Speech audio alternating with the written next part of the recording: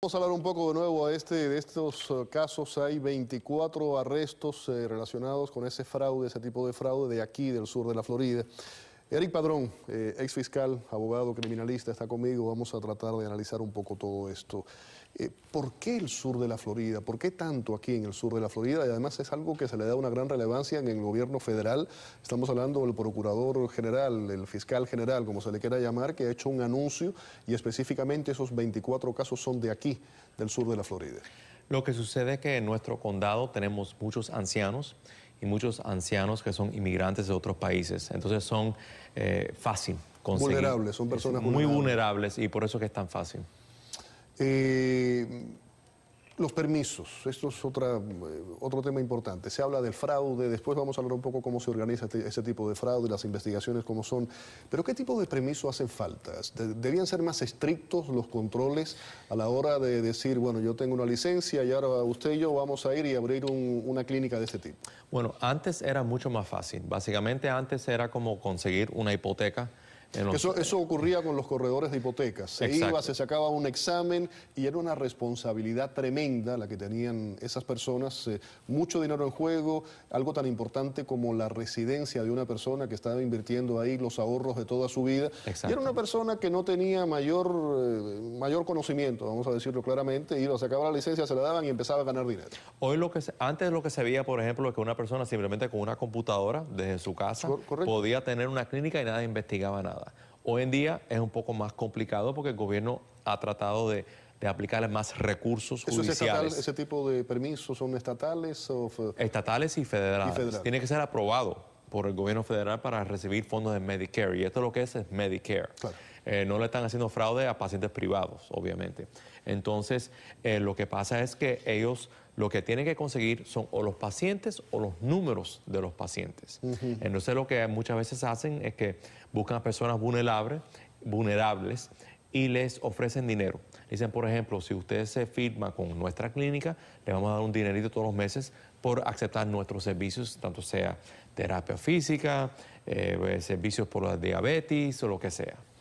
Bueno, yo tengo conmigo aquí, esto es el último informe de la Fiscalía con relación a este tema. Ahí tiene varias páginas, son en total, creo que son 11 casos, ¿no? Sí, 11 casos por separado. Y el número 6 es el del que hablábamos anteriormente. El número 6 lo tengo aquí, que es la acusación específicamente contra Roberto Marrero, Sandra Fernández Viera y Enrique Rodríguez. Es el caso número 13-203-18-CR Moore, así lo es como lo identifican, y como decíamos anteriormente, es un dentista que pues era es el dueño de un canal de televisión, Cubana de Televisión, de aquí local. Estamos hablando de los dueños, pero esto involucra a muchas personas, están los pacientes, están los médicos, están los conductores, esto es un gran engranaje. Sí, eso sí es verdad. Ellos cuando hacen este tipo de operación, desde la persona que contesta el teléfono hasta el médico, el dueño de la clínica, los choferes, todos son arrestados. Obviamente están enfrentando diferentes tipos de castigos. Hasta ahora, el gobierno ha tomado la decisión, la política, de no perseguir a los pacientes porque casi todos siempre son personas pobres y ancianos y los quieren utilizar como testigos. Claro, entonces toman esa decisión, pero ellos son tan culpables como la gente de las clínicas. ¿Cuál es la conexión Cuba en todo esto? Bueno, se rumora mucho. Obviamente en nuestro condado hay muchos cubanos que han llegado recientemente que están involucrados en estos tipos de negocios y han habido ciertas acusaciones, pero hasta ahora concretamente no se ha dicho que sí, que el gobierno de Cuba está involucrado en esto, pero hay sospechas desde hace muchos años, pero hasta ahora nadie ha declarado yo fui mandado por un agente para hacer este tipo de negocios. Hasta ahora esto no ha sucedido. Bueno, al parecer ahí se ha documentado que algunas de estas personas que en momentos determinados han escapado, han sido buscados por la justicia y se han desaparecido con millones de dólares, y al parecer está documentado que algunos de ellos sí han ido a vivir a Cuba, aunque por supuesto no ha habido nunca ese tipo de declaración. Como sabes bien, no hay ningún tratado de extradición entre Cuba y Estados Unidos, y Cuba hasta ahora ha sido un santuario no solamente para ellos, sino para terroristas que hemos visto recientemente. Simplemente por eso es un acto político hasta ahora. ¿Están todos arrestados, estas 24 personas de las que estábamos hablando? No, hay algunos que todavía son fugitivos. Pero lo que pasa con estos tipos de casos es que se demoran, puede ser hasta casi un año, en llevar todas estas personas a juicio o que se cierren los casos con un arreglo. La gran mayoría de ellos van a llegar a ciertos acuerdos con el gobierno, en cambio, por declarar con las personas que son los dueños y los médicos. Usted fue fiscal y es abogado, por mí eso me parece totalmente inmoral. Que a una persona se le baje un cargo por señalar a otro. Porque eso ocurre a todos los niveles. Bueno, lo que pasa es lo siguiente, muchas veces hay ciertas cosas en el delito que no se conocen. Y entonces, en cambio, para averiguar esa información, tienes que hacer un arreglo con esas personas. Y se ahorran dinero también desde ese punto de vista. De nuevo, estamos hablando de una investigación federal y quiero preguntarle por su experiencia. Vemos ahora, se habla mucho del fraude al Medicare.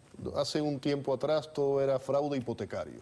Hace un tiempo atrás todo era fraude del contrabando humano. Exacto.